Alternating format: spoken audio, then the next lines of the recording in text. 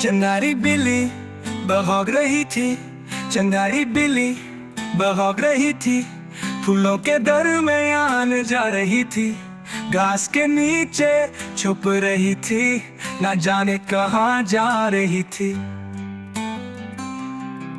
کچھ پیچھے کھچک رہا تھا، ہوا کے ساتھ لپک رہا تھا، ایک گلاب تھا ہنس رہا تھا، چنگاری بلی سے کھیل رہا تھا۔